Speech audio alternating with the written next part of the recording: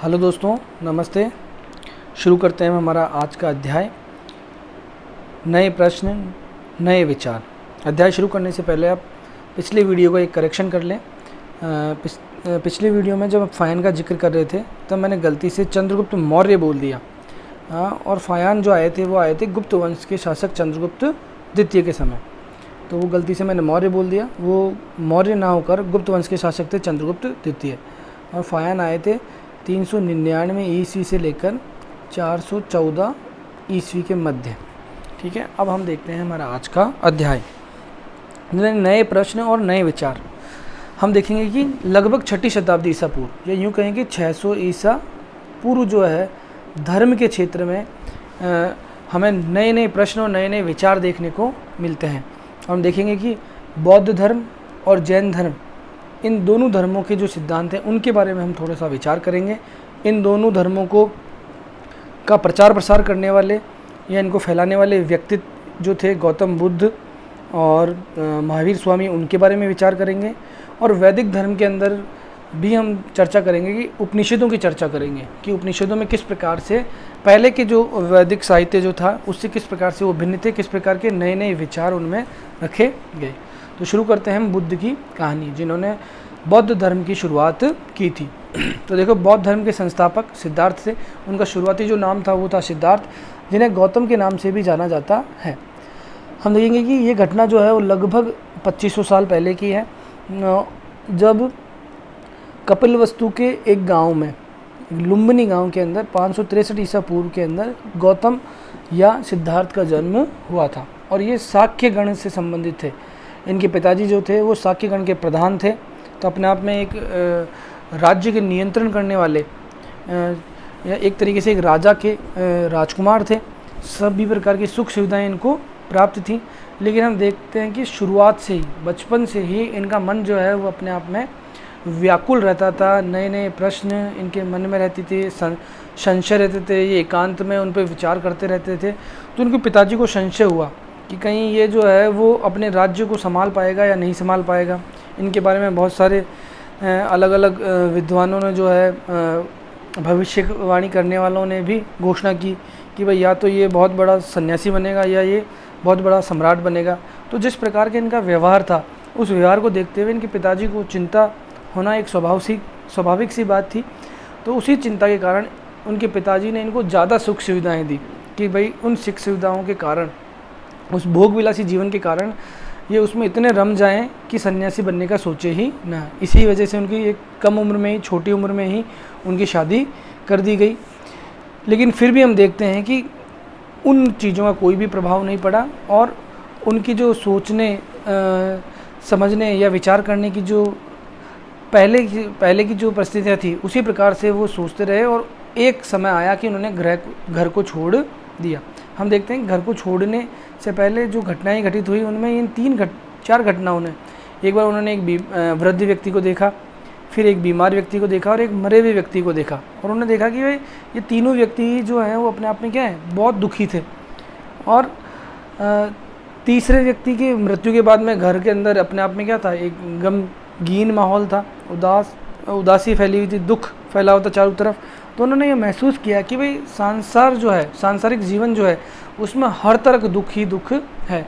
फिर एक सन्यासी को देखा, जो सन्यासी अपने आप में प्रसन्न मुद्रा में सन्यासी को देखा। तो उन्होंने सोचा कि भाई सांसारिक जीवन से जो जीवन जो है, दूसरा जीवन, सन्यासी का जीवन जो है वो इन सांसारिक जीवन से काफ़ी अच्छा है। तो इस प्रकार से उनके विचारों पर इन घटनाओं का प्रभाव पड़ा और इन्हीं घटनाओं के कारण बाद में उन्होंने घर को छोड़ दिया। तो देखते हैं इसी घटना को आगे। बीच के पैराग्राफ में कुछ दे रखा है, बहुत ज़्यादा इम्पोर्टेंट नहीं है, हम देखते हैं यहाँ से। बुद्ध क्षत्रिय थे तथा शाक्य नामक एक छोटे से गण से संबंधित थे। तो हमें पता होना चाहिए कि कौन से गण से संबंधित थे। वो शाक्य गण से संबंधित। इनके पिताजी जो थे वो इसी गण के प्रधान थे। युवा अवस्था में ही ज्ञान की खोज में निकल गए। तो उनके पिताजी ने काफ़ी प्रयत्न किए, लेकिन उसके बावजूद भी वो शादी करवा दी उनकी। शादी कराने के बाद में भी उनको काफ़ी मोह माया में फंसाने का प्रयत्न किया, लेकिन वो रुके नहीं और ज्ञान की खोज में उन्होंने घर को छोड़ दिया 29 वर्ष की आयु में। और उसके बाद हम देखते हैं कि इस घटना को जो है, घर को छोड़ने वाली घटना जो है, उसको हम कहते हैं महाविनिष्क्रमण। ये भी पूछा गया प्रश्न है, तो हमें ध्यान होना चाहिए।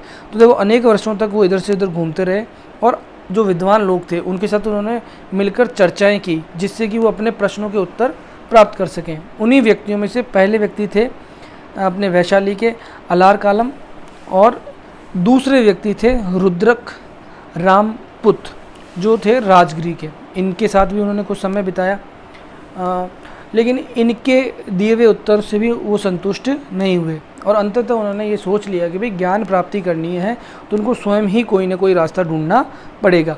इसके बाद वो गए बोध गया में, और बोध गया के अंदर हम देखते हैं कि जब वो बोध गया में गए तो उन्होंने कठोर तपस्या की, बहुत अपनी काया को क्लेश दिया, भूखे प्यासे रहे, बिल्कुल शरीर जो है बिल्कुल पतला दुबला हो गया। और इस जब ये तपस्या कर रहे थे तो इनके साथ 5 ब्राह्मण और थे। 5 ब्राह्मणों का एक और समूह था जिन्होंने इनके साथ मिलकर तपस्या की। और जब उन्होंने ये महसूस किया कि भाई कठोर तपस्या के आधार पर मुझे ज्ञान की प्राप्ति नहीं होगी, तो उन्होंने अपनी तपस्या की जो विधि थी उसको थोड़ा सा सरल किया। अपनी काया को ज़्यादा कष्ट देना उचित नहीं समझा उन्होंने। तो जब उन्होंने ये परिवर्तन किया तो ये जो 5 ब्राह्मण थे, उन ब्राह्मणों ने इनको ढोंगी बाबा कहकर और बहुत सारे अपशब्द कहकर, और वो इनको छोड़कर वहाँ से सारनाथ चले गए। लेकिन गौतम जो थे, सिद्धार्थ जो थे, उन्होंने लगातार अपनी तपस्या को जारी रखा, और बोध गया में ही वैशाख पूर्णिमा के दिन, ये ज़रूर ध्यान रखना, वैशाख पूर्णिमा के दिन पीपल के वृक्ष के नीचे इनको ज्ञान की प्राप्ति हुई। तो ये हमें ध्यान रखना है थोड़ा सा, कहाँ ज्ञान की प्राप्ति हुई? बोध गया के अंदर। और ये समझ पाए ज्ञान की प्राप्ति हुई कि भाई हाँ, संसार जो दुख है, दुख में है, और उस दुख का कारण क्या है, इस बात को जब उन्होंने समझ लिया, उसी को बौद्ध साहित्य में या बौद्ध ग्रंथों में ज्ञान की प्राप्ति कहा गया है। इसके बाद वे बुद्ध कहलाए, और ज्ञान प्राप्ति के बाद वो क्या कहलाए? बुद्ध कहलाए। यहाँ से वो सीधे वाराणसी गए, और वाराणसी से गए वो सारनाथ। और सारनाथ में जो 5 ब्राह्मण इनको छोड़ के गए थे, उन्हीं को सबसे पहली बार उन्होंने उपदेश दिया था। और इस घटना को बोलते हैं धर्म चक्र प्रवर्तन। क्या बोलते हैं? धर्म चक्र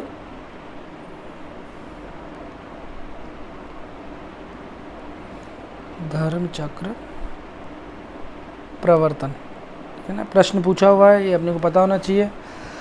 और फिर कुशीनारा के अंदर उनकी मृत्यु हुई। कुशीनारा जो है मल्ल जनपद की एक राजधानी था। पावा और कुशीनारा 2 राजधानियाँ थी उनकी। तो दोनों, मल्ल जनपद जो है वो भी अपने आप में क्या था? गणतंत्रात्मक शासन व्यवस्था थी। शाक्य जो है वो भी अपने आप में कैसा था? जहाँ पर बुद्ध का जन्म हुआ वो भी एक गणतंत्रात्मक राज्य था। तो इसी कुशीनारा में उनकी मृत्यु हुई, और इस घटना को बोला जाता है महापरिनिर्वाण। महापरिनिर्वाण। तो ये तीनों चारों शब्द जो हैं वो अपने को थोड़ा सा ध्यान रखना है। उसके बाद में मृत्यु से पहले और ज्ञान प्राप्ति के बाद से लेकर उन्होंने हर वर्ष अपने जीवन का जो पूरा शेष जो जीवन था, उन्होंने पैदल यात्राएं की एक स्थान से दूसरे स्थान पर। और केवल वो बारिश के 4 महीने, जिनको चतुर्मास का ठहराव हम बोलते हैं, वो केवल 4 महीने रुकते थे। बाकी पूरे वर्ष भर वो एक स्थान से दूसरे स्थान पर लोगों को शिक्षाएं दिया करते थे। अब देखो बुद्ध की शिक्षाएं, तो हम देखेंगे बुद्ध की शिक्षा अपन थोड़ा सा समझेंगे। उससे पहले देखो, बुद्ध ने आर्य सत्य दिए, 4 आर्य सत्य। 4 आर्य सत्य क्या थे? 4 आर्य सत्य। तो सबसे पहला आर्य सत्य था दुख। उन्होंने कहा भाई संसार जो है वो पूरा क्या है? दुख में है। चारों तरफ जो है वो दुख ही दुख है। हम लोग जिसको सुख समझ रहे हैं वो भी वास्तव में क्या है? दुख है। जैसे किसी ने कोई नई गाड़ी खरीद ली और वो खुश हो रहा है उसमें, लेकिन उसी गाड़ी के किसी ने थोड़ा सा खरोंच भी कर दिया, एक स्क्रैच भी लगा दिया, तो वो आदमी क्या हो रहा है? वापस दुखी हो रहा है। उनको हमेशा भय सताए हुए है कि ये दुख कितने, ये सुख जो है वो कितने टाइम तक टिका हुआ रहेगा, कहीं ये मेरे से छिन ना जाए। तो अपने आप में उन्होंने कहा कि संसार जो है वो अपने आप में चारों तरफ क्या है? दुख ही दुख है। कोई मृत्यु के भय से डरा हुआ है, कोई बुढ़ापे से डरा हुआ है, कोई गरीबी से डरा हुआ है, कोई किसी बीमारी की वजह से दुखी है। तो संसार जो है वो क्या है? सर्वत्र दुख ही दुख है। दूसरी बात उन्होंने कही आर्य सत्य के, दूसरी बात जो थी वो तो दुख समुदाय। दुख समुदाय उन्होंने कहा कि प्रत्येक वस्तु का कोई ना कोई कारण अवश्य है और यही दुख का कारण होता है। हमने देखा था कि अभी हम जब समझेंगे प्रतीत्व समुत्पाद हम जो पढ़ेंगे वो दूसरे और तीसरे आर्य सत्य के अंदर से ही निकल के आया है ना। तो दूसरे आर्य सत्य में यही कहा गया है कि दुख समुदाय, कि भाई जो भी आपके पास जो वस्तु है उसका कोई ना कोई कारण अवश्य है और दुख का भी कोई ना कोई कारण अवश्य होता है और बिना किसी कारण के दुख नहीं हो सकता। कि भाई आपको अगर किसी चीज़ की लालसा है, वो चीज़ आपको मिली नहीं है, तो वो उसके पीछे कारण रहेगा। और इसी समुदाय से दुख समुदाय या दुख के पीछे कोई ना कोई कारण है या किसी न वस्तु के पीछे कोई ना कोई कारण अवश्य जो होता है, वही हम बाद में देखेंगे। अभी प्रतीत्व समुत्पाद जो है सिद्धांत निकल के आता है और पूरे बुद्ध दर्शन का, बुद्ध की जो शिक्षाएँ हैं उसका मुख्य आधार है ये प्रतीत्व समुत्पाद। तो ये पहला उन्होंने कहा दुख, और दूसरा आर्य सत्य का दुख समुदाय, कि भाई कोई न कोई जो वस्तु है उसका कोई ना कोई कारण जरूर है। और जब प्रतीत्व समुत्पाद को समझाते हैं और वो कहते हैं कि भाई दुख का जो कारण है ना वो क्या है, अविद्या है। जरा मरण से लेकर और अविद्या तक वो 12 कड़ियाँ बताते हैं, थोड़ा डीप हो जाएगा, लेकिन हम अपने को केवल इतना ही समझना है कि वो कारण बताते हैं कि अविद्या या अज्ञान के कारण जो है वो संसार में दुख फैला हुआ है। फिर तीसरी बात वो बताते हैं कि दुख निरोध का मतलब है कि ये जो संसार दुख में है उस दुख को समाप्त किया जा सकता है। दुख का अंत जो है वो अपने आप में क्या है, उसको समाप्त किया जा सकता है। और किस प्रकार से हम कर सकते हैं कि इस अविद्या का अगर हम नाश कर देंगे, इस अज्ञान का हम नाश कर देंगे, तो हम क्या करेंगे, दुख का अपने आप में अंत कर सकते हैं। चौथी बात उन्होंने बताई दुख निवारण मार्ग, दुख निरोध या दुख निवारण, दुख निरोध मार्ग, जिसको अष्टांगिक मार्ग भी हम कहते हैं। अष्टांगिक मार्ग 8 बातें उन्होंने बताई थी, उनको अपनाते हुए हम क्या कर सकते हैं, दुख जो है उसको समाप्त कर सकते हैं। तो ये 4 आर्य सत्य उन्होंने बताए और इन्हीं 4 आर्य सत्यों में से जो दूसरा और तीसरा है उसी में से ये सिद्धांत निकला है प्रतीत्व समुत्पाद। और प्रतीत्व समुत्पाद का मतलब क्या है कि हर वस्तु, दुनिया की हर वस्तु के पीछे या उत्पत्ति के पीछे, दुनिया की हर वस्तु की उत्पत्ति के पीछे कोई न कोई कारण अवश्य है, कोई न कोई कारण अवश्य है। और यही कारण जो है वो हमारी इच्छाओं या हमारी जो तृष्णा है उसका कारण बनता है। और ये संसार जो है चलायमान जो है, क्रियाशील जो है, वो इसी सिद्धांत के कारण है कि आज हम जिस भी स्थिति के अंदर हैं तो हम चाहते हैं कि हम कोई और हमारे पास और चीज़ें हों, तो उस कारण की, उस चीज़ का होना जो है वो किसी न किसी कारण की वजह से है। तो हम देखेंगे कि संसार की हर वस्तु जो है उसकी उत्पत्ति के पीछे कोई ना कोई कारण है। यही सिद्धांत जो है प्रतीत्व समुत्पाद कहलाता है, या इसको हम कहते हैं कार्य कारण सिद्धांत। कार्य कारण सिद्धांत मतलब किसी कार्य के पीछे कारण जरूर है, कोई ना कोई कारण जरूर है, तभी उस कार्य का कार्य वो हमारा, तभी वो कार्य जो है वो अस्तित्व में आया है। अब देखो, बुद्ध ने शिक्षा दी कि जीवन कष्टों और दुखों से भरा हुआ है और ऐसा हमारी इच्छा और लालसाओं की वजह से होता है। ये दुख जो है वो किसकी वजह से हो पाए, हमारी इच्छाओं और लालसाओं की वजह से हुए हैं। कभी कभी हम जो चाहते हैं वह प्राप्त कर लेने के बाद भी संतुष्ट नहीं होते हैं। हम देखते हैं कि हमारी इच्छाएं जो हैं वो कभी भी समाप्त नहीं होती। आज हमें मोटरसाइकिल चाहिए, अगर मोटरसाइकिल हमने प्राप्त कर ली तो हमें कार चाहिए, कार हमने प्राप्त कर ली तो कार की और अगली उत्तरोत्तर हमें एक नई चीज़ की लालसा हमारे मन में आ जाती है। एवं अधिक वस्तु पाने की इच्छा करने लगते हैं। बुद्ध ने इस लिप्सा को ही तृष्णा कहा है। क्या नाम दिया है, तृष्णा नाम दिया है। और इसी तृष्णा को जो है दुख का कारण बताया है कि भाई ये जो दुख समुदाय है या दुख जो है ना वो इसी तृष्णा के कारण या इसी इच्छाओं के कारण हुआ है। बुद्ध ने शिक्षा दी कि आत्मसंयम अपना कर, कि भाई हम मध्यम मार्ग अपना कर, आत्मसंयम कर इस तृष्णा को क्या कर सकते हैं, नियंत्रण में कर सकते हैं और लालसा से मुक्ति प्राप्त कर सकते हैं। और ये आत्मसंयम हम किस प्रकार से प्राप्त करेंगे, इस अष्टांगिक मार्ग से करेंगे। किससे करेंगे, अष्टांगिक मार्ग के माध्यम से हम कर सकते हैं। उनमें 8 चीज़ें बताई हैं, सम्यक दृष्टि, सम्यक संकल्प, सम्यक वाक, सम्यक कर्मांत, व्यायाम, स्मृति, समाधि, ऐसे 8 चीज़ें बताई हैं। उनके माध्यम से हम अपने आप को क्या कर सकते हैं, आत्म संयमन कर सकते हैं। अब देखो, लोगों को उन्होंने बताया कि एक उन्होंने अहिंसा के ऊपर बल दिया है। अहिंसा को उन्होंने कहा कि वे लोगों को दयालु होना चाहिए, मनुष्य के साथ साथ जानवरों के जीवन का भी आदर करने की शिक्षा दी है। वे मानते थे कि हमारे कर्मों के परिणाम, चाहे वे अच्छे हों या बुरे हों, हमारे वर्तमान जीवन के साथ साथ बाद के जीवन को भी प्रभावित करते हैं। तो गौतम बुद्ध जो हैं वो पुनर्जन्म को मानते थे, और पुनर्जन्म को ध्यान रखना, एक तो पुनर्जन्म में विश्वास रखते थे, और पुनर्जन्म में विश्वास रखते थे किसके आधार पर, कर्म के आधार पर। तो कर्मवाद पे भी इनका विश्वास था कि आज हम जो भी कार्य कर रहे हैं वो अच्छे और बुरे काम कर रहे हैं, उनके जो कर्म पुद्गल हैं वो हमसे चिपके हुए रहते हैं। अगर हमने अच्छा काम किया है तो वो अच्छे तरीके से हमें प्रभावित करेंगे, अगर हमने बुरे कर्म पुद्गल हमारे साथ चिपके हुए हैं तो वो हमारे आगे वाले जीवन को निश्चित तौर पर प्रभावित करेंगे। हाँ, एक बात जरूर आप ध्यान रखना है कि जो गौतम बुद्ध या बौद्ध धर्म जो है वो नास्तिक है। क्या है? नास्तिक। नास्तिक का मतलब है कि ये लोग जो हैं वो ईश्वर में विश्वास नहीं रखते हैं, ठीक है ना। ये थोड़ा सा ध्यान रखना है कि भाई गौतम बुद्ध या बौद्ध धर्म जो है वो नास्तिक है, ईश्वर में विश्वास नहीं रखता। तो देखो, बुद्ध ने अपनी शिक्षा सामान्य लोगों को प्राकृत भाषा में दी। तो हमने देखा था पिछले अध्यायों में भी कि उस समय जो है जन सामान्य की भाषा थी वो प्राकृत भाषा थी।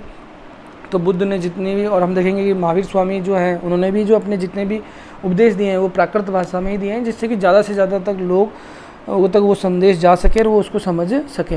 लेकिन हम देखेंगे कि बौद्ध धर्म का जो साहित्य जो लिखा हुआ है, प्राचीन साहित्य, वो पाली भाषा में लिखा हुआ है। किस में लिखा हुआ है?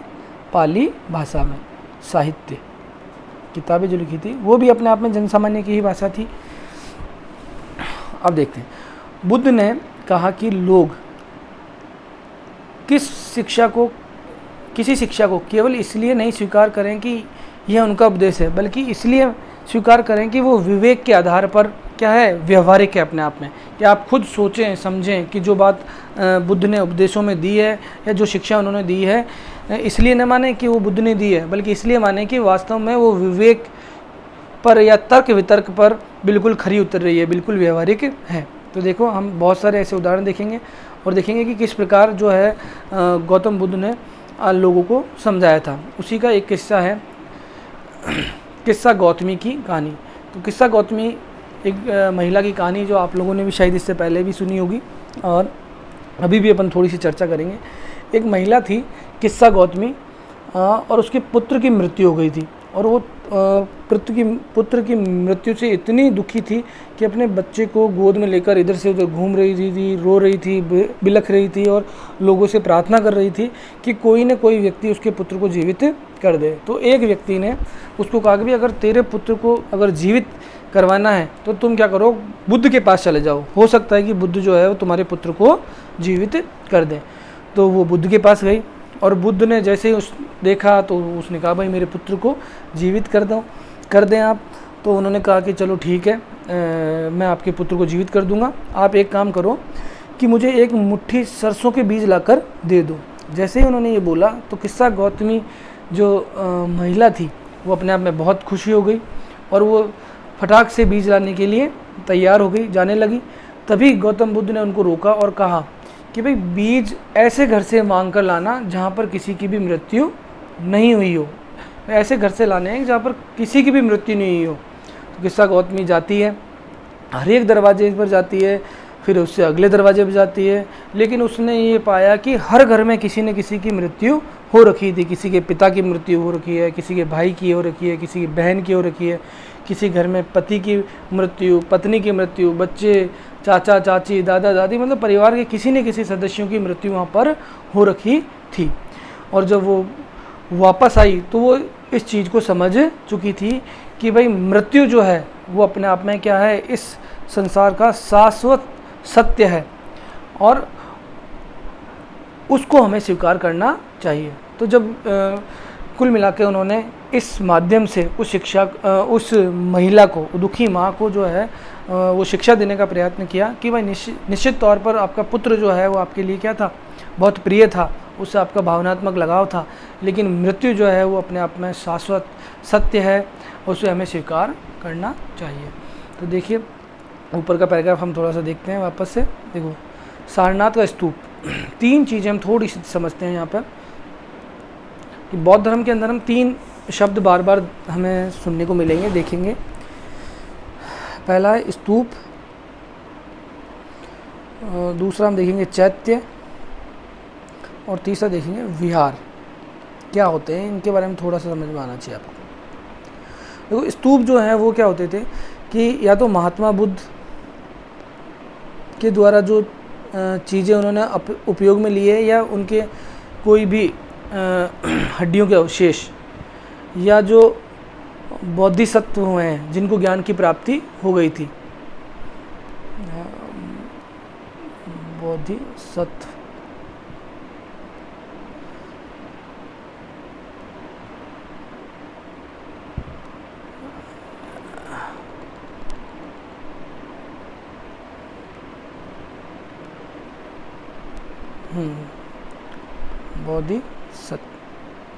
बोधिसत्व हैं जिनको ज्ञान की प्राप्ति हो गई, उनके द्वारा कोई अगर उपयोग में ली हुई वस्तु हो, या उनकी कोई हड्डियों की अवशेष बचे हों, उनको वो क्या रखते हैं, एक कलश में रखते हैं, और कलश में रखने के बाद में एक जगह रखकर उस पर एक अर्धवृत्ताकार एक टीला बना देते हैं। इस टीले को ही हम क्या कहते हैं, स्तूप कहते हैं, और ये पवित्र माना गया है, बौद्ध धर्म के अंदर पवित्र माना गया है। कालांतर में हम देखते हैं कि इन स्तूपों को वास्तुकला की दृष्टि से भी एक बेजोड़ तरीके से तैयार किया गया है, सुंदर बनाने का प्रयत्न किया गया है। और उसी तरीके का एक स्तूप जो है हम देखते हैं सारनाथ के अंदर, जहाँ पर सबसे पहले उन्होंने क्या दिया था, उपदेश दिए थे। तो ये इसको हम बोलते हैं स्तूप। चैत्य जो होते हैं वो इन्हीं स्तूपों के पास में जो बौद्ध पूजा स्थल होते हैं, बौद्ध धर्म के जो पूजा स्थल होते हैं, यहाँ पर पूजा की जाती है, उन स्थलों को हम बोलते हैं चैत्य। ठीक है ना, तो ये थोड़ा सा ध्यान रखना है। उसके बाद में विहार हम देखते हैं जहाँ पर स्तूप होते हैं, स्तूपों के पास में चैत्य बने हुए होते हैं, और उन चैत्यों के पास ही विहार बने हुए होते हैं जो सामान्यतः रहने के स्थल होते हैं या आवास स्थल होते हैं, जहाँ पर भिक्षु भिक्षुणी जो हैं, भिक्षु भिक्षुणी या संघ के लोग या पूजा करने वाले जो लोग हैं वो वहाँ पर आराम से रह सकें। तो उनके रहने के लिए जो है वो विहारों का निर्माण किया गया था। तो ये तीनों शब्द जो हमें बार बार देखने को सुनने को मिलेंगे बौद्ध धर्म के अंदर, स्तूप, चैत्य और विहार। तो इनके बारे में सामान्य सी जानकारी आपको होनी चाहिए।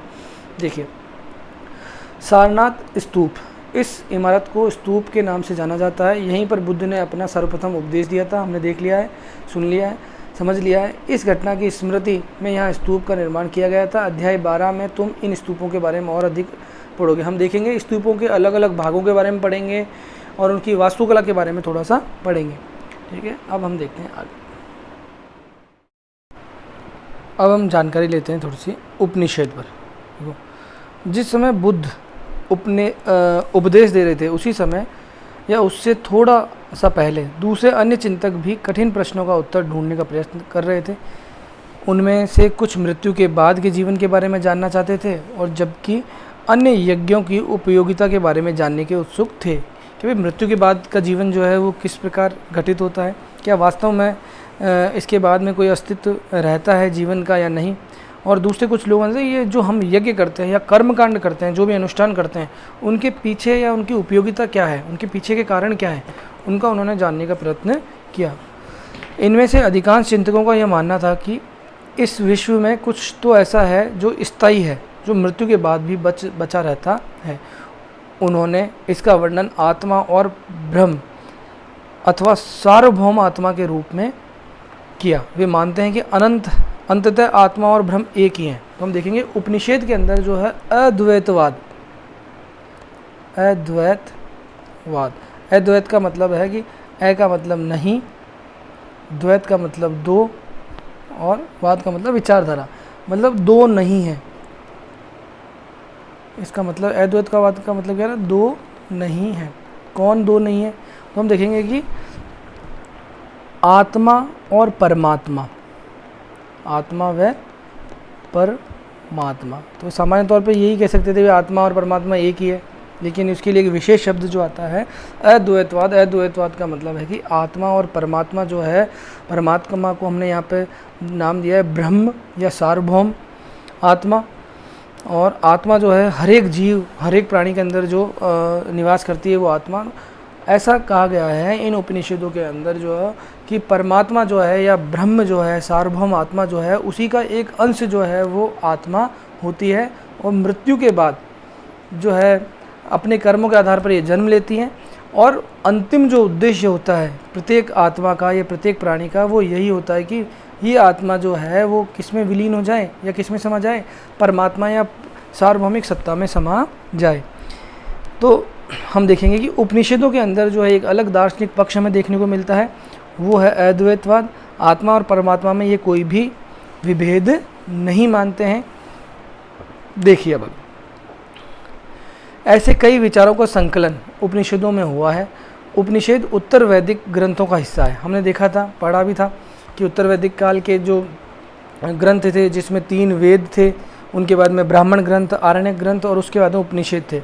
और यूँ कहें कि ये अपने आप में उत्तर वैदिक ग्रंथों का अंतिम भाग है, अंतिम भाग है। इसीलिए इनको हम कहते हैं वेदांत, वेदों का अंत। इसलिए इनको क्या कहते हैं, उपनिषदों को हम एक और शब्द से जानते हैं, वेदांतों के नाम से भी जानते हैं।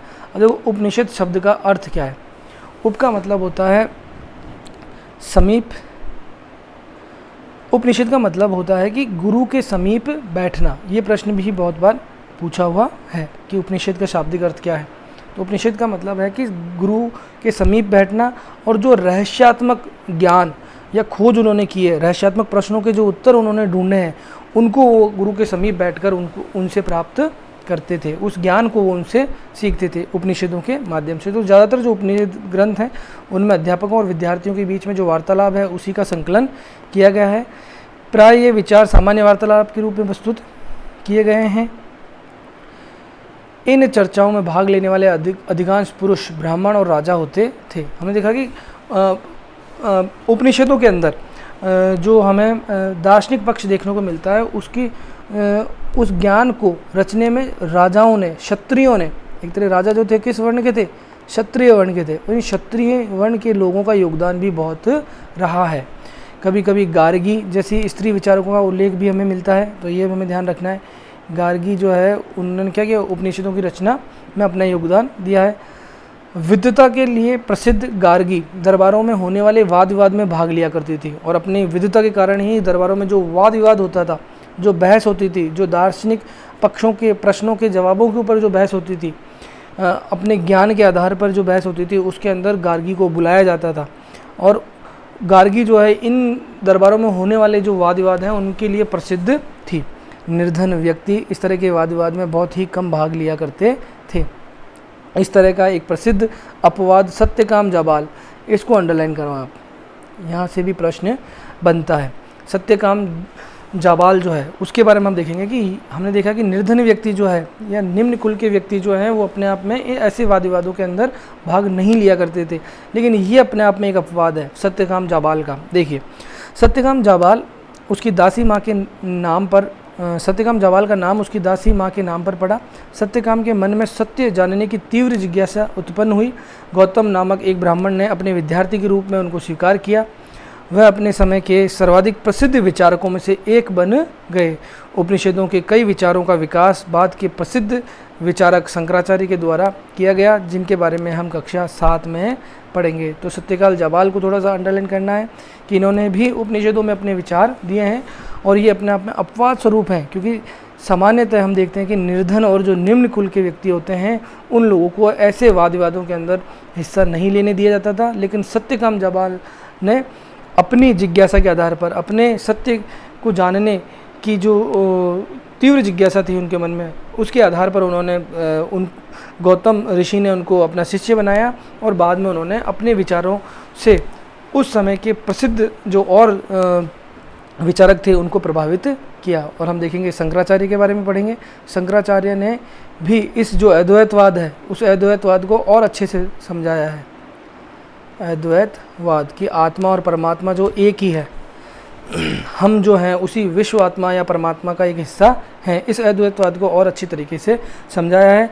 उपनिषदों के ऊपर बहुत सारी टीकाएँ जो हैं वो शंकराचार्य ने लिखी है।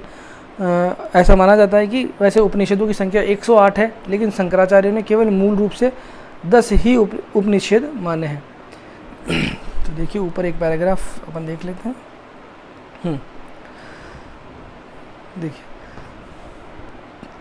बुद्धिमान भिखारी, हम देखेंगे कि यह वार्तालाप जो है छांदोग्य उपनिषद के अंदर है। तो ये ध्यान रखना है कि ये प्रश्न सीधे सीधे तौर पर पूछा गया कि शौनक व अभिप्रतारण जो संवाद है वो किस उपनिषद के अंदर है। तो हमें पता होना चाहिए कोई किस में है, छांदोग्य उपनिषद के अंदर है। आपको कमेंट कर कर ये क्वेश्चन बताना है कि हमने पहले बात की थी, आपको हमने पढ़ा नहीं है, लेकिन आपको अपने ज्ञान के स्तर के आधार से बताना है कि छांदोग्य उपनिषद जो है वो किस वेद से संबंधित है। हम देखा था कि हर एक वेद के अपने अपने ब्राह्मण ग्रंथ और अपने अपने आरण्यक और अपने अपने उपनिषद ग्रंथ हैं। तो छांदोग्य उपनिषद जो है वो किस वेद से जुड़ा हुआ है या किस वेद से संबंधित है। ठीक है, देखिए तो छांदोग्य उपनिषद के अंदर एक कहानी दी गई है, जो देखिए क्या दी गई है, किस प्रकार उसने अद्वैतवाद के बारे में इससे जानकारी मिलती है। तो ये प्रश्न भी आता है अद्वैतवाद कि भाई कि निम्नलिखित में से किस उपनिषद से हमें अद्वैतवाद के बारे में पता चलता है या जानकारी मिलती है या विचार मिलते हैं। तो हमें पता होना चाहिए छांदोग्य उपनिषद से। देखो क्या जानकारी मिल रही है। शौनक व अभिप्रतारिण नामक 2 ऋषि सार्वभौम आत्मा की उपासना करते थे।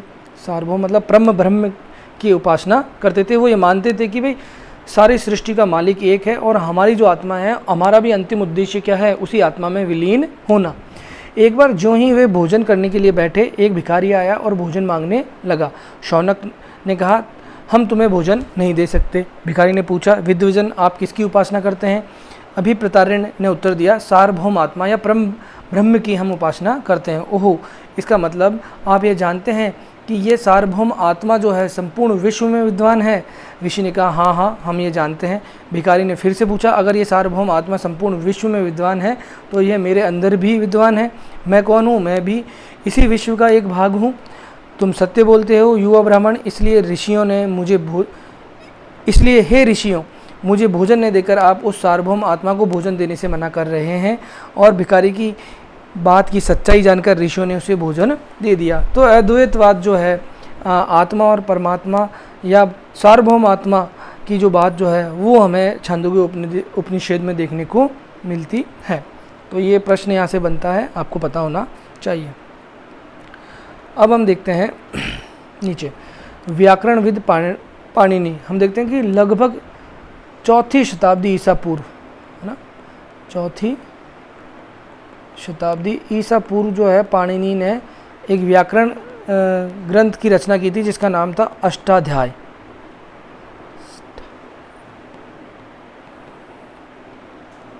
अष्टाध्याय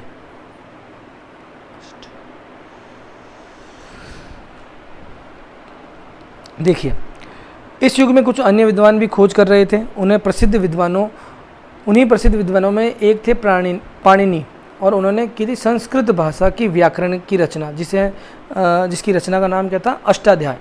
उन्होंने स्वरों और व्यंजनों की एक विशेष क्रम में रखकर उनके आधार पर सूत्रों की रचना की, और ये सूत्र बीज गणित के सूत्रों से काफ़ी मिलते जुलते थे। इसका प्रयोग कर उन्होंने संस्कृत भाषा के प्रयोगों के नियम लघु सूत्रों के रूप में लिखे। तो हम देख लो इसकी जो रचना जो है वो किस तरीके से की गई है, बीज गणित के सूत्रों के आधार पर की गई है, यह उनसे मिलते जुलते तरीके से की गई है। तो ध्यान रखना है विशेष तौर पर कि 4वीं शताब्दी ईसा पूर्व जो है, जब जिस प्रकार के ये प्रश्न नए प्रश्न जिस कालखंड के दौरान हम समझ रहे हैं, जान रहे हैं कि उस दौरान अलग अलग क्षेत्रों के अंदर, धर्म के अंदर नए मन मस्तिष्क के अंदर विचार जो हैं वो उत्पन्न हो रहे थे। उसी समय जो है पाणिनि ने क्या किया? अष्टाध्याय की रचना की है, और संस्कृत के क्षेत्र में एक नए विचारों को, नए प्रश्नों को उन्होंने जन्म दिया। जैन धर्म, हम देखते हैं जैन धर्म के जो प्रवर्तक थे वो थे ऋषभदेव या आदिनाथ जिसको हम कहते हैं, जिन्होंने शुरुआत की थी या प्रथम तीर्थंकर कहते हैं। और इसी जैन धर्म में 24वें तीर्थंकर जो हुए वो हुए महावीर स्वामी। तो महावीर, और इसको जो प्रचार प्रसार किया, ज़्यादातर जो फैलाने का काम जो किया वो महावीर स्वामी ने ही किया था। तो देखिए इनके बारे में अपन थोड़ी सी जानकारी लेते हैं। महावीर स्वामी इस युग में अर्थात लगभग वही 2500 साल पहले या 2500 वर्ष पहले जैन धर्म के सर्वाधिक महत्वपूर्ण विचारक या 24वें तीर्थंकर वर्धमान महावीर ने भी अपने विचारों का प्रसार किया। वह वज्जी संघ के लिच्छवी कुल के एक क्षत्रिय राजकुमार थे। तो यहाँ पे थोड़ा सा ये करेक्शन करना है कि वज्जी संघ के लक्ष्मी कुल के नहीं थे वो, उनकी माता जो थी वो लक्ष्मी वंश से संबंधित थी, उनके पिता जो थे वो थे तो वैशाली जो संघ अपन ने पढ़ा था पिछले अध्याय में कि 8 संघों से मिलके बना था, उन्हीं में से एक जो संघ था वो था ज्ञात्रक। तो ज्ञात्रक जो थे उन कुंडग्राम के ज्ञात्रक जो थे उससे संबंधित थे पिता की तरफ से, और माता की तरफ से वो थे लिच्छवी वंश से संबंधित। ठीक है, थोड़ा सा ऊपर अपन देखते हैं कि इनका जन्म जो है 599 ईसा पूर्व के अंदर वैशाली के ही कुंडग्राम में हुआ था।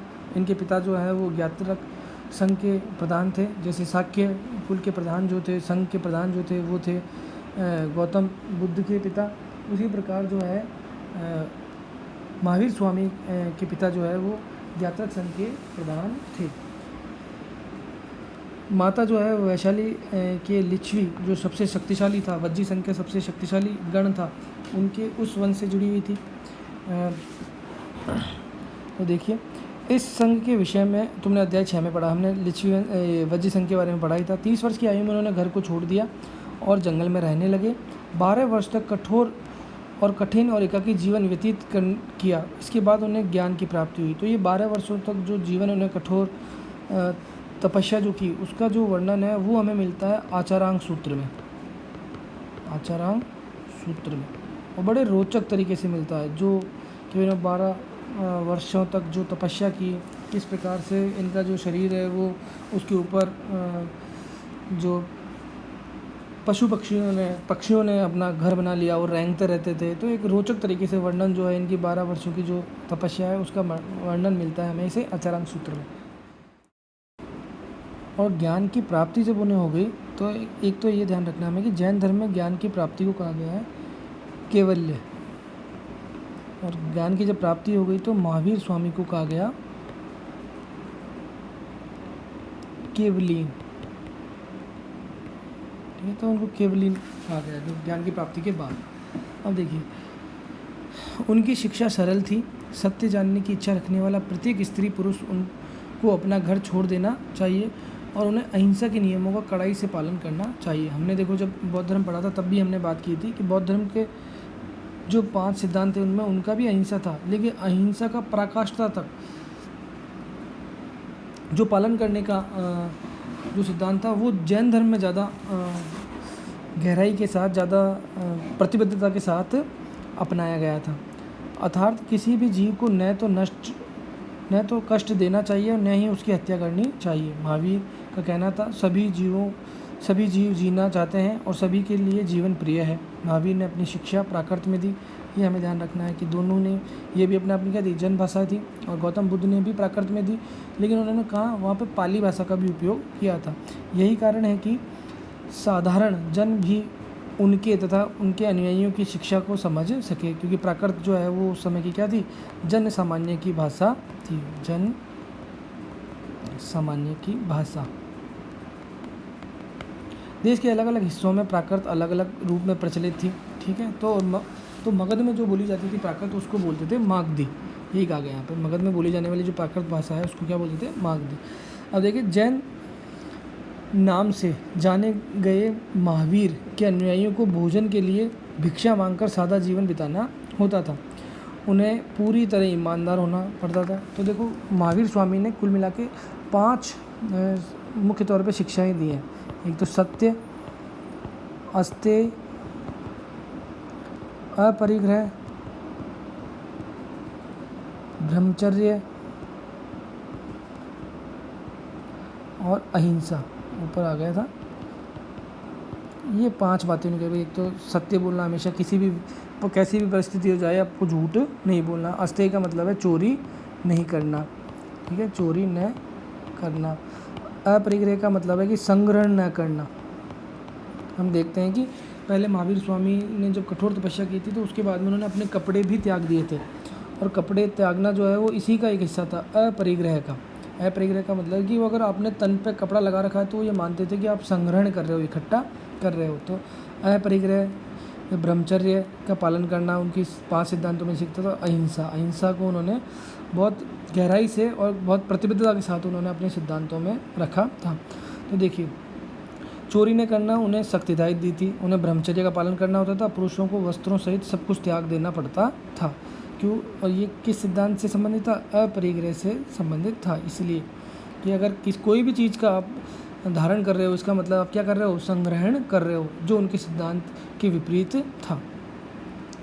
अब देखिए, अधिकांश व्यक्तियों के लिए ऐसे कड़े नियमों का पालन करना बहुत कठिन था। फिर भी हजारों व्यक्तियों ने इस नई जीवन शैली को जानने और सीखने के लिए अपने घरों को छोड़ दिया, और कई अपने घरों पर ही रहे और भिक्षु भिक्षुणी बने लोगों को भोजन प्रदान कर उनकी सहायता करते रहे। तो ये भिक्षु भिक्षुणी जो है वो भिक्षु भिक्षुणी जो शब्द है उसी का प्राकृत रूप है। हम देखेंगे कि मुख्यतः जैन धर्म को अपनाने वाले जो लोग थे वो कौन थे? व्यापारी लोग थे। किसानों ने इसको अपनाया नहीं था, क्योंकि हमें पता है कि फसल पैदा करने के दौरान उन्हें बहुत बार जो है कीड़े मकोड़ों को मारना पड़ता था, और ये उनका जो अहिंसा का सिद्धांत था उसका विपरीत काम था। तो देखिए, मुख्यतः व्यापारियों ने जैन धर्म का समर्थन किया। किसानों ने इन नए नियमों का पालन अत्यंत कठिन था किसानों के लिए, क्योंकि फसल की रक्षा करने के लिए उन्हें कीड़े मकोड़ों को मारना पड़ता था। बाद की सदियों में जैन धर्म उत्तर भारत के कई हिस्सों के साथ साथ गुजरात, तमिलनाडु, कर्नाटक में भी फैल गया। महावीर तथा उनके अनुयायियों की शिक्षा कई शताब्दियों तक मौखिक रूप से रही। वर्तमान में उपलब्ध जैन धर्म की शिक्षाएं लगभग 1500 वर्ष पूर्व गुजरात में वल्लभी नामक स्थान पर लिखी गई। हम देखते हैं कि जैन धर्म के अंदर 2 जैन संगीतियाँ हुई थी। एक हुई थी जैन संगीति। जैन संगीति का मतलब यह है कि यहाँ पे जैन जो विद्वान थे, उन विद्वानों ने अपने धर्म से संबंधित जितनी भी जो शिक्षाएं थी, जो सिद्धांत थे, उनको एक साथ उनको एकीकृत करने का कार्य किया था। तो ये पहली जो हुई थी वो हुई थी लगभग 4वीं शताब्दी ईसा पूर्व, 4वीं शताब्दी ईसा पूर्व हुई थी पाटलिपुत्र में। और दूसरी जो हुई थी वो हुई थी वल्लभी गुजरात के अंदर, और ये हुई थी 6वीं शताब्दी में। 6वीं शताब्दी, ईसा पूर्व नहीं है, शताब्दी है, मतलब लगभग 900 साल बाद या 1000 साल बाद वल्लभी के अंदर। और यहाँ पर पूरे के पूरे जो जैन धर्म से संबंधित जो साहित्य था उसको वापस से एकीकृत किया गया, और उसका पुनः एक नए ढंग से उसका निर्माण किया गया, उसका संपादन किया गया। तो ये वल्लभी की जो द्वितीय जैन संगीति है वो बहुत इम्पोर्टेंट है। ठीक है, अब ऊपर देखिए, जैन, जैन शब्द जिन शब्द से निकला है जिसका अर्थ होता है विजेता। महावीर के लिए जिन शब्द का प्रयोग क्यों होता है? हम देखते हैं कि महावीर को भी जिन शब्द का प्रयोग किया जाता है क्योंकि वो थे इंद्रियों के विजेता, अपनी इंद्रियों पर नियंत्रण करने वाले, अपनी इंद्रियों पर विजय प्राप्त करने वाले, इसीलिए महावीर को जिन भी कहा गया है। अब अपन देखते हैं संघ। हम देखेंगे कि दोनों ही धर्मों के अंदर जो उनके अनुयायी थे उनको रहने के लिए, उसको शामिल करने के लिए संघ का निर्माण किया था। तो देखिए, संघ की शुरुआत करें उससे पहले हमें देखना है तो बौद्ध धर्म के अंदर त्रिपिटक हुए। सीधा प्रश्न सीधा पूछा गया है, त्रिपिटकों के नाम पूछे गए हैं, इनमें से कौन सा है कौन सा नहीं है ये भी पूछा गया है। तो देखो, पहला था सुत्त पिटक, दूसरा था विनय पिटक और तीसरा था अभिधम पिटक। तो सुत्त पिटक और विनय पिटक जो है पहली बौद्ध संगीति में इनका निर्माण किया गया, इनको संकलित किया गया, और अभिधम पिटक जो है उसको तृतीय बौद्ध संगीति के अंदर इनको संकलित किया गया। हम देखेंगे कि बौद्ध धर्म के अंदर कुल 4 संगीतियाँ हुई हैं, तो उनमें से पहली और तीसरी के अंदर ये त्रिपिटकों की रचना हुई है। तो पहली जो बौद्ध संगीति हुई थी उसमें जो पहला पिटक है त्रिपिटक में, उसकी रचना आनंद ने की है, विनय पिटक की रचना उपाली ने की है, और अभिधम पिटक की जो रचना है वो मोगलीपुत्तिस के नेतृत्व में की गई थी। ये केवल एक किताब नहीं है, इनके साहित्य का बहुत बड़ा हिस्सा जो है इन पिटकों के अंदर है। तो बहुत बड़ा हिस्सा है ये बौद्ध साहित्य का और बहुत महत्वपूर्ण हिस्सा है। अब विनय पिटक की हम यहाँ पे चर्चा करेंगे। तो विनय पिटक जो है उसमें रचना जो है उपाली ने की थी और इसके अंदर अपने आप में संघ के नियम कायदे थे। क्या थे? संघ के नियम। एक तरीके से हम ये कह सकते हैं कि एक तरीके से ये संघ का संविधान था कि संघ को किस प्रकार से संचालित करना है, उसकी सारी जो जानकारी है वो इसी विनय पिटक के अंदर दी गई थी। अब हम देखते हैं कि संघ जो है, संघ की संचालन किस प्रकार से होता था या संघ की कुछ विशेष बातें जो हैं वो अब देखते हैं। देखो, संघ में शामिल होने की प्रक्रिया जो है उसको कहते थे उपसंपदा और उसके लिए न्यूनतम आयु होती थी 15 वर्ष। 15 वर्ष से अधिक का कोई भी व्यक्ति जो है उपसंपदा के माध्यम से संघ में सम्मिलित कर लिया जाता था। किसी भी प्रकार की कोई जाति या वर्ण के आधार पर उनमें किसी प्रकार का कोई भेदभाव नहीं था, लिंग के आधार पर भी कोई भेदभाव नहीं था, सभी के लिए रास्ते खुले थे, कोई भी आकर संघ में शामिल हो सकता था। संघ में आने के बाद सभी समान थे, समान रूप से थे। अब हम देखते हैं कुछ तौर पर, कुछ विशेष जगहों पर उनमें कुछ सीमाएं थी। संघ में शामिल होने के लिए सीमाएं थी कि भाई बच्चे जो लोग हैं या किसी दूसरों के आश्रित जो लोग हैं उन लोगों को अपने जो स्वामी हैं उनसे स्वीकृति के बाद ही वो संघ में शामिल हो सकते हैं। जैसे बच्चे हैं तो उनको माता पिता की स्वीकृति की ज़रूरत है। जैसे कोई दास या गुलाम है तो उसके स्वामी से स्वीकृति लेना आवश्यक है।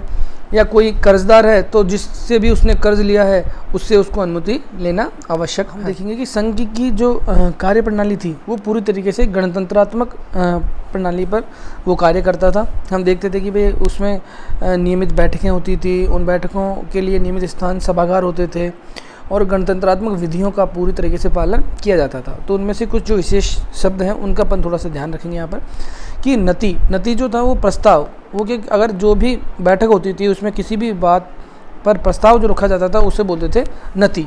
अब उस प्रस्ताव को, जिस भी विषय पर वो चर्चा करना चाह रहे हैं, उस प्रस्ताव का वो 3 बार उस सभा के अंदर उच्चारण करते थे, दोहराव करते थे और उस 3 बार उच्चारण या दोहराव को ही अनुसावन या कम वाचा कहा गया है। फिर देखते थे कि अगर उसमें किसी भी प्रकार का कोई विरोधाभास है, कोई सहमत नहीं है या कोई असहमति जाहिर कर रहा है तो एक अधिकारी होता था आसन प्रज्ञापक, उसके नियंत्रण में पूरी तरीके से एक गुप्त मतदान करवाया जाता था। और उस गुप्त मतदान ये अलग अलग तरीके से होता, कभी बार गुप्त मतदान भी होता था, बहुत बार सामान्य तौर पर प्रत्यक्ष तौर पे भी बहुमत को मापा जाता था। तो वो जो काम होता था वो होता था आसन प्रज्ञापक नाम के अधिकारी के नेतृत्व में। और वो जो है वो सभी को झंडियाँ बांटते थे। जो समर्थन की झंडियाँ अलग कलर की होती थी, अगर किसी का विरोध है तो वो अलग कलर की झंडियाँ होती थी और फिर झंडियों को उठाकर जो है वो अपना समर्थन या अपना विरोध जाहिर करते थे। फिर एक अधिकारी होता था शलाका ग्राहक जो इन झंडियों को इकट्ठा करता था। जैसे कि समर्थन की झंडियाँ एक बार इकट्ठी कर ली, एक ही कलर की होती थी, फिर इसके विरोध की जो झंडियाँ हैं वो इकट्ठा कर लेते थे और उसके बाद में फिर ये निर्णय करते थे बहुमत के आधार पर कि भाई ज़्यादातर लोग जो हैं किस पक्ष के निर्णय पर या किस निर्णय के लिए सहमत हैं। तो ये देखेंगे भाई संघ जो है वो अपने आप में गणतंत्रात्मक तरीके से क्या करता था, अपने संचालन होता था। तो अब देखते हैं क्या है। देखो, महावीर स्वामी और बुद्ध दोनों का ही मानना था कि घर का त्याग करने पर ही सच्चे ज्ञान की प्राप्ति हो सकती है, क्योंकि दोनों ने घर का त्याग किया था और भोग विलासी जीवन को त्यागा था। और उनका मानना था कि भाई भोग विलासी जीवन में या भौतिक सुख सुविधाओं को प्राप्त करते हुए आप सच्चे ज्ञान की प्राप्ति नहीं कर सकते। ऐसे लोगों के लिए उन्होंने संघ नामक संगठन बनाया जहाँ घर का त्याग करने वाले लोग एक साथ रह सकें। तो दोनों ही धर्मों के अंदर हम संघ देख सकते हैं, बौद्ध धर्म के अंदर भी और जैन धर्म के अंदर भी। संघ में रहने वाले बौद्ध भिक्षुओं के लिए बनाए गए नियम विनय पिटक नामक ग्रंथ में मिलते हैं। और विनय पिटक की रचना जो हमने देख ली थी उपाली ने की थी, और उपाली जो है वो बहुत महात्मा बुद्ध के प्रिय शिष्यों में से एक थे। विनय पिटक से हमें पता चलता है कि संघ में पुरुषों और स्त्रियों के रहने की अलग अलग व्यवस्था थी। सभी व्यक्ति संघ में प्रवेश ले सकते थे, किसी के ऊपर किसी प्रकार का कोई भी प्रतिबंध नहीं था। हालांकि संघ में प्रवेश के लिए बच्चों को अपने माता पिता, दासों को अपने स्वामियों से, राजा के यहाँ काम करने वाले लोगों को राजा से तथा कर्जदारों को अपने देनदारों से अनुमति लेना होती थी। एक स्त्री को इसी के लिए अपने पति से अनुमति लेनी होती थी। इसके ये हमने देख ही लिया। देखो, संघ में प्रवेश लेने वाले स्त्री पुरुष बहुत सादा जीवन जीते थे, सामान्य तरीके से रहते थे बिल्कुल। अपना अधिकांश समय वो ध्यान में बिताते थे और दिन में एक निश्चित समय जो है वो शहरों या गाँवों में जाकर भिक्षा मांगते थे और उसी भिक्षा के आधार पर अपना जीवन यापन करते थे। यही कारण है कि भिक्षु और भिक्षुणी भिखारी के प्राकृत शब्द हैं, या भिक्षु और भिक्षुणी जिसे हम कहते हैं। यही कारण है क्योंकि वो भिक्षा मांगकर अपना जीवन यापन करते थे, इसीलिए इनको भिक्षु और भिक्षुणी कहा गया है। वे आम लोगों को शिक्षा देते थे और साथ साथ एक दूसरे की सहायता भी करते थे। तो किसी तरह की आपसी लड़ाई का निपटारा करने के लिए वे प्राय बैठकें भी किया करते थे, और बैठक किस प्रकार किया करते थे उसका अपन ने थोड़ा सा जिक्र किया है।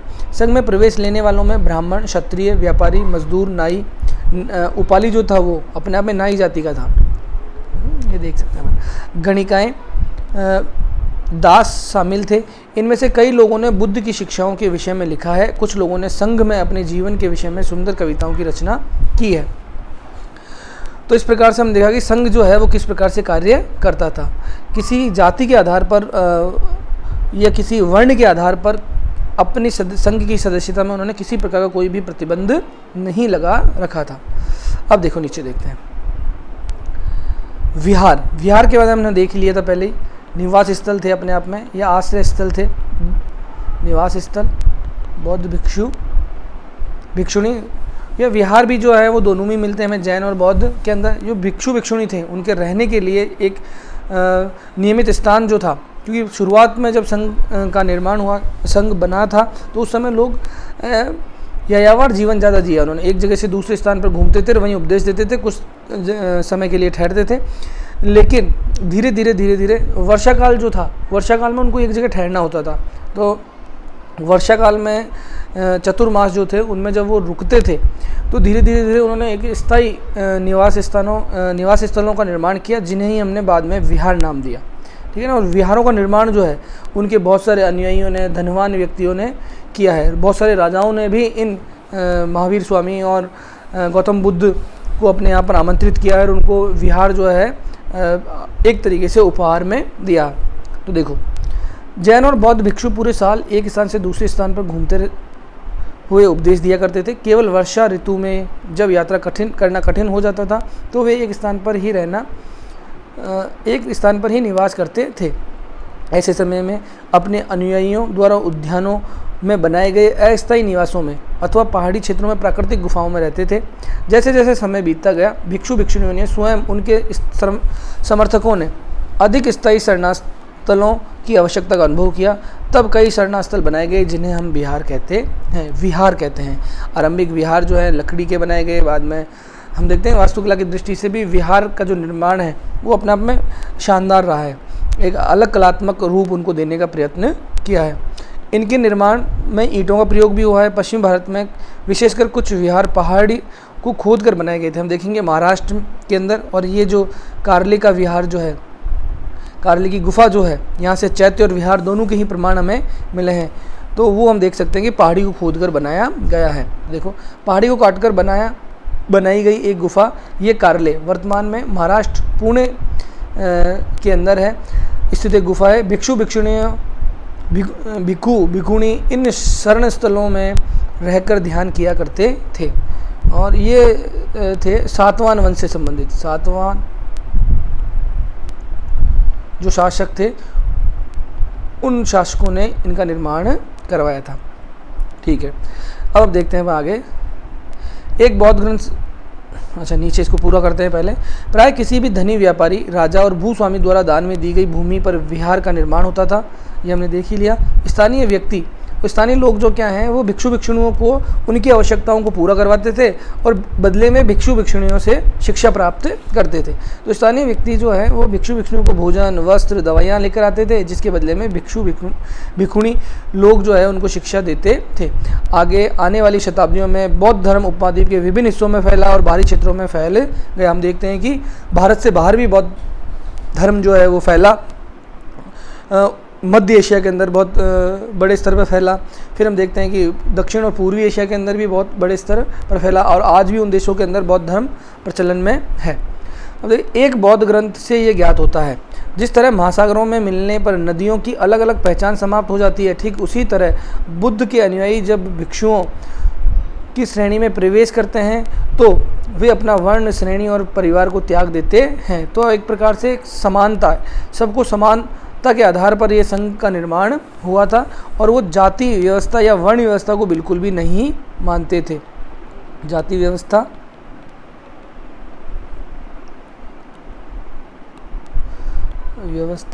और वर्ण व्यवस्था, इन दोनों व्यवस्थाओं को बिल्कुल भी नहीं मानते थे। और हमने देखा था कि उत्तर वैदिक काल में आते आते वर्ण व्यवस्था किस पर हो गई थी, जन्म पर आधारित हो गई थी, इसीलिए बंद व्यवस्था हो गई थी और लोग अपने आप में कुंठित होने लगे और उन्होंने वैदिक धर्म को छोड़ते हुए और बौद्ध और जैन धर्म को अपनाया था। अब देखते हैं नीचे आश्रम व्यवस्था। हम देखते हैं कि उत्तर वैदिक काल आते आते आश्रम व्यवस्था के हमें प्रमाण देखने को मिलते हैं। और सबसे पहले जो आश्रम है वो व्यवस्था का जो उल्लेख मिलता है, हमें मिलता है छांदोग्य उपनिषद में मिलता है। और इसमें हमें 3 आश्रम मिलते हैं। शुरुआती जो 3 आश्रम है, ब्रह्मचर्य, गृहस्थ और वानप्रस्थ, नीचे भी तीनों के बारे में अपन पढ़ेंगे। और चारों जो आश्रम के बारे में हमें जानकारी मिलती है वो मिलती है जाबाली उपनिषद में। जाबालो उपनिषद, इसमें चारों मिलते हैं हमें, 3 तो ऊपर वाले और एक और संन्यास आश्रम। तो देखो आश्रम क्या थे, आश्रम जो थे वो अपने आप में मानव की आयु को 100 वर्ष मानकर और 25-25 वर्ष के 4 भागों में बांटते हुए 4 आश्रमों में बांट दिया गया। और हम देखते हैं कि चारों आश्रमों के अंदर मानव जो है किस प्रकार से अपने जीवन के विभिन्न जो पक्ष हैं उनको पूरा करता था। देखिए जैन और बौद्ध धर्म जिस समय लोकप्रिय हो रहे थे, लगभग उसी समय ब्राह्मणों ने आश्रम व्यवस्था का विकास किया। यहाँ आश्रम शब्द का तात्पर्य लोगों द्वारा रहने तथा ध्यान करने के लिए प्रयोग में आने वाले स्थान से नहीं है, बल्कि इसका तात्पर्य जीवन के एक चरण से है। हम देखेंगे कि पूरा जीवन जो है वो वास्तव में कितने वर्ष का मान लिया, 100 वर्षों को मान लिया और 25-25 वर्ष के 4 चरण उनके विभाजित कर दिए। गृहस्थ, ब्रह्मचर्य, गृहस्थ, वानप्रस्थ और संन्यास आश्रम नामक 4 आश्रमों की व्यवस्था की गई। ब्रह्मचर्य के अंतर्गत ब्राह्मण, क्षत्रिय, वैश्य यह अपेक्षा की जाती थी कि इस चरण के दौरान वे सादा जीवन बिताकर वेदों का अध्ययन करेंगे। तो देखो यहाँ ध्यान रखो कि यहाँ पर शूद्रों को स्थान नहीं दिया गया, आश्रम व्यवस्था में शूद्रों को स्थान नहीं दिया गया था। जो निम्न वर्ण के थे उनको स्थान नहीं दिया गया था।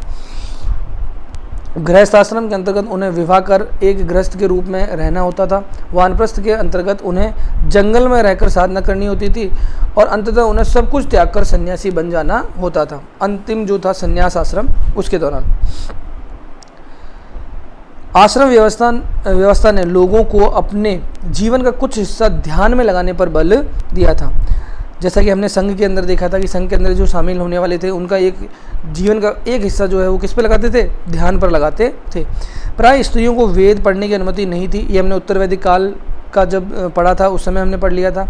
और उन्हें अपने पतियों द्वारा पालन किए जाने वाले आश्रमों का ही अनुसरण करना होता था, कि इनके जो जीवन साथी जो है, पति जो है वो जिस आश्रम का पालन कर रहे थे, पत्नियां जो है उसी आश्रम का पालन करती थी।